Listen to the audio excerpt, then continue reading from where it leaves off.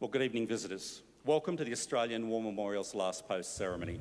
My name is Richard Cruz, and joining us today from the Royal Australian Navy is Commander Kylie Turnbull. Today we commemorate the 75th anniversary of the Battle of Leyte Gulf, which was fought in the Philippines between combined American and Australian forces and the Imperial Japanese Navy. In the early hours of the 7th of December 1941, Japan launched a surprise attack on Pearl Harbor, crippling the US Pacific Fleet and causing a wave of public outrage that saw the US enter the Second World War. After the rapid Japanese invasion and occupation of the Pacific, in 1943 the Allies conducted a series of offensive operations, seizing one island base after another. By mid-1944, Australian and American soldiers, sailors and airmen had fought their way across Papua New Guinea and eastern areas of the Netherlands East Indies. And American General Douglas MacArthur was focused on liberating the Philippines. Every shell, spare part and morsel of food required for this task had to be carried in ships from the US West Coast or Australia. 2/3 of all fresh produce came from Australia. On the morning of the 20th of October 1944, Task Group 78.3 entered Leyte Gulf and began landing operations at Pannon Island. Within 45 minutes, 3 Australian landing ships, HMAS Manura, HMAS Kanimbla and HMAS Westralia, had disembarked over 2,800 US troops.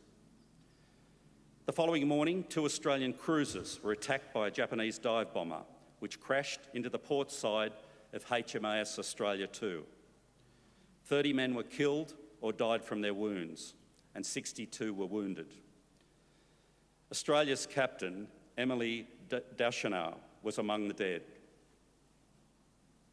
Days later, Royal Australian Navy ships were in action in the Battle of Leyte Gulf, considered to be one of the largest naval battles in history. On the 25th of October, the heavy cruiser HMAS Shropshire 8-inch guns engaged the Japanese battleship Yamashiro in the Surigaya Strait, while the destroyer HMAS Arunta carried out a torpedo attack. The Yamashiro was sunk with the loss of almost its entire crew. While there was still much fighting and suffering to occur before the war would end, the Japanese fleet had ceased to exist. The Allies had won undisputed command of the sea, and Japan was all but cut off from its occupied territories in Southeast Asia. As Admiral Yonai, Japanese Navy Minister, later remarked, "I felt that it was the end." This afternoon, we remember the Battle of Leyte Gulf. We pay our respects to the men and women commemorated here on the Roll of Honour, and to the survivors who returned home. We're honoured this evening by Her Excellency Mrs. Helen Barber de la Vega, Ambassador of the Philippines, Principal Chaplain Colin Acton on behalf of the Royal Australian Navy, and Mrs. Noni Duranilla, President of the Filipino Communities Council of the ACT.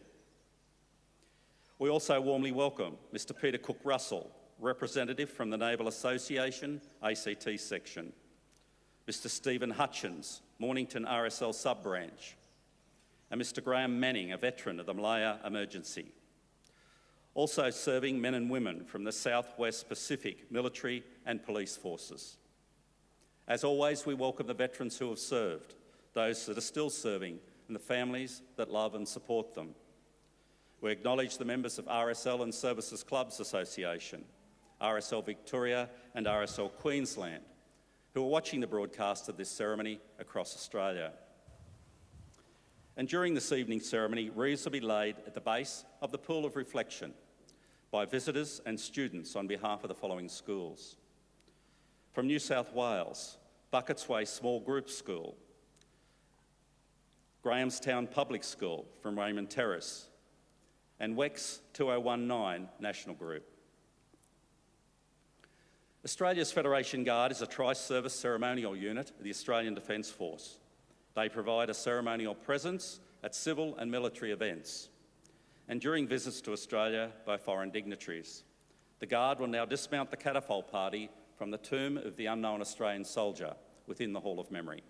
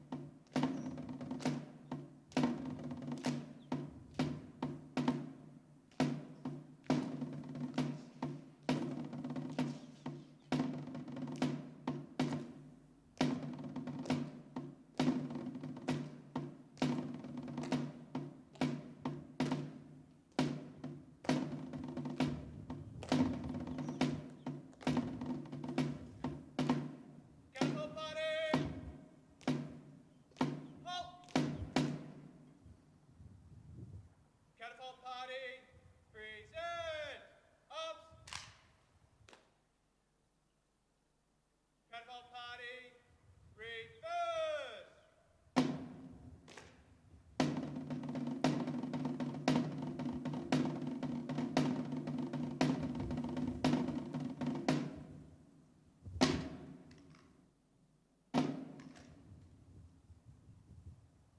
party, rest on.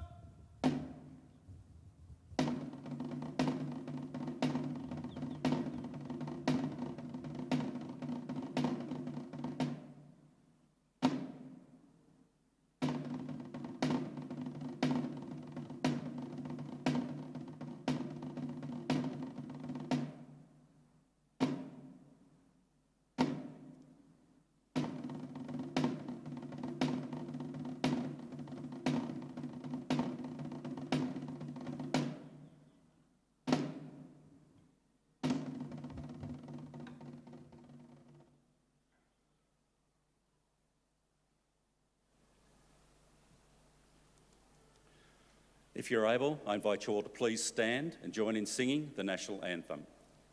Catapult party, present. Up.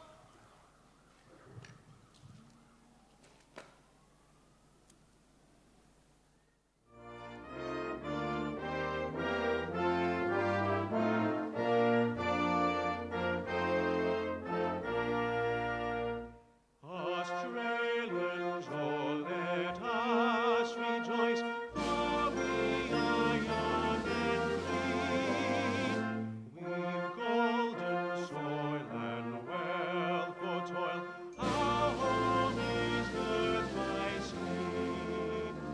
Our land abounds in nature's gifts of beauty rich and rare. In history's page let every stage advance Australia fair. In joyful strains then let us sing, advance Australia fair.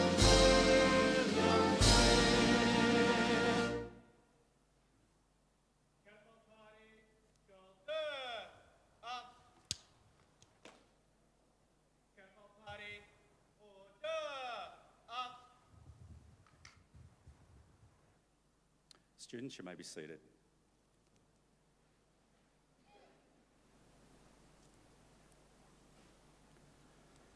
The Australian War Memorial was the vision of Charles Bean, Australia's First World War official historian.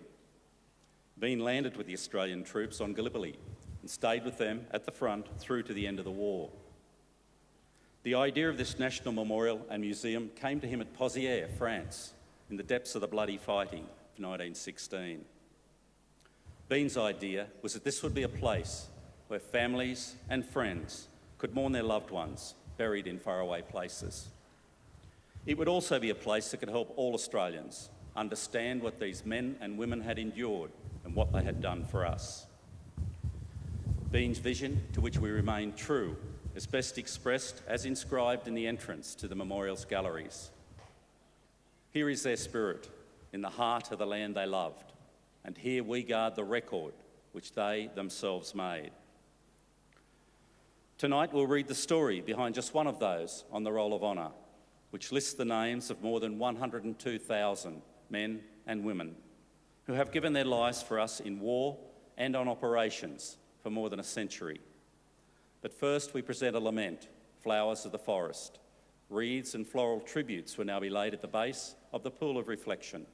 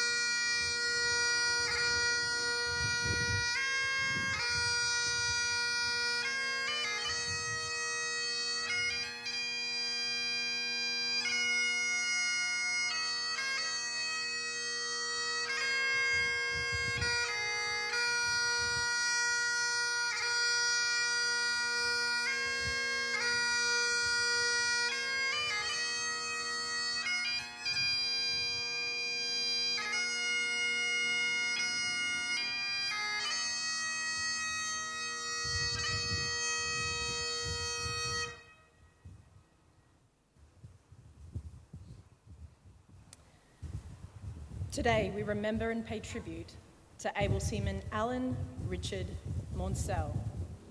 Allan Maunsell was born on the 16th of February 1923 in the Sydney suburb of Bankstown, the son of Lewis and Mel Maunsell. Allan's father was a legal officer who worked for the municipality of Bankstown and had served during the First World War. Lewis had been awarded the Military Medal for repairing phone lines under heavy fire at Fleur in 1916. His brother Allan Richard Livingston Maunsell had served in the 3rd Battalion and died of wounds received during the Battle of Poitiers in July 1916 at the age of 21. Young Allan was named in his honour. He grew up in Bankstown and attended school locally. After leaving school, he was employed as an insurance broker's clerk.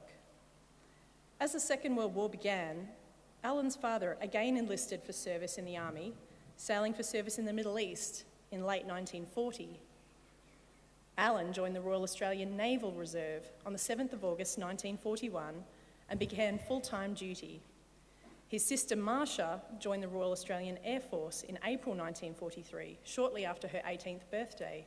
She would go on to serve in RAAF headquarters in Sydney. Allan Maunsell was sent to HMAS Cerberus for his initial training. By the end of October, he had been noted for good seamanship and had passed his gunnery course with 75.6% accuracy. After completing his training, Maunsell was posted to HMAS Rushcutter in late November. This posting was brief, and on the 22nd of December, he was posted to HMAS Australia, which had recently returned to home waters to become the flagship of the Australian Squadron. 2 months later, Australia became flagship of Anzac Squadron. During March and April 1942, Australia supported US naval forces in the Southwest Pacific in an attempt to stop the southwards expansion of the Japanese. The following month, Maunsell saw his first major action during the Battle of the Coral Sea, where HMAS Australia attacked Japanese transports and light cruisers that were reportedly heading for Port Moresby. On the 21st of June, Maunsell was rated as able seaman radar, and in early July he was posted back to HMAS Rushcutter to attend a radar course. He qualified at the end of August and was posted to the armed merchant cruiser HMAS Australia. For the next month, Maunsell was involved in patrolling the Australian coast. Australia returned to Sydney in late September, and Maunsell was again posted to Australia. In early 1943, Australia was patrolling the east coast of Australia in April and was sent to investigate reports of Japanese landings in the Gulf of Carpentaria, which proved to be negative. From November 1943 to September 1944, Australia was involved in bombarding enemy-held islands in the southwest Pacific, from Cape Gloucester to Morotai, prior to Allied landings. During this period of time, Maunsell was awarded a Good Conduct Badge. By mid-1944, the Allies were preparing to return to the Philippines. On the 20th of October, American forces landed at Leyte Island in the Philippines. The Japanese fiercely opposed every phase of the American offensive. During the morning of the 21st of October, the cruiser was hit by a Japanese dive bomber. The aircraft crashed into Australia's foremast, causing an explosion and an intense fire on the bridge. There were nearly 100 casualties, with many men suffering terrible burns. Allan Maunsell was among the casualties. The severity of his burns proved mortal, and he died that day. Allan Maunsell was 21 years old. A couple of days later, Maunsell, 30 officers, and other ratings, including Australia's commanding officer, Captain Emile Deschano, were buried at sea. Allan Maunsell's his name is listed on the Roll of Honour on my left, among almost 40,000 Australians who died while serving in the Second World War. His photograph is displayed today beside the pool of reflection. This is but one of the many stories of service and sacrifice told here at the Australian War Memorial. We now remember able seaman Allan Richard Maunsell, who gave his life for us, for our freedoms, and in the hope of a better world.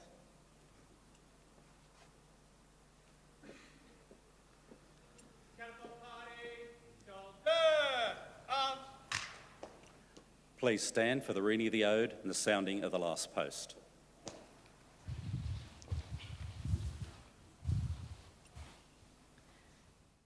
They have no grave but the cruel sea. No flowers lay at their head. A rusting hulk is their tombstone, a fast on the ocean bed. They shall not grow old as we that are left grow old. Age shall not weary them, nor the years condemn. At the going down of the sun and in the morning, we will remember them. We will remember them. Catapult party, present. Up.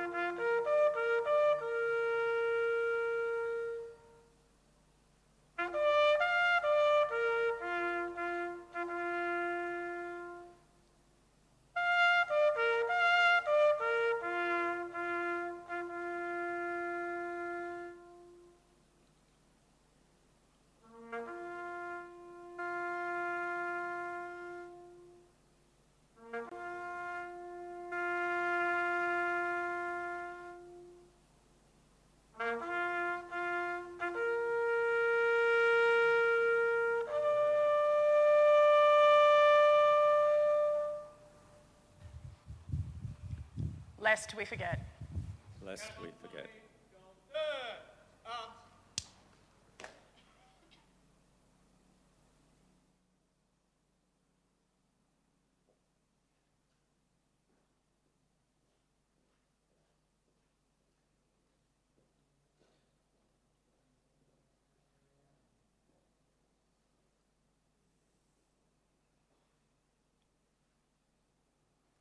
Catapult party, inwards, turn.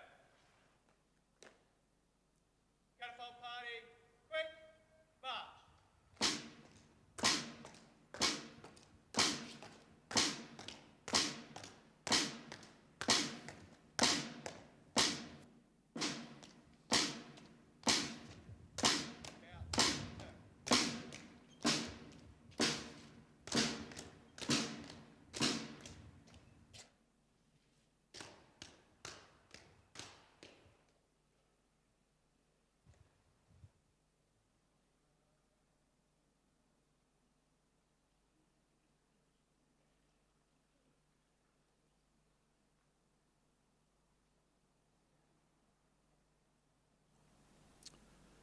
We leave you this evening with the words of the memorial's founder, Charles Bean.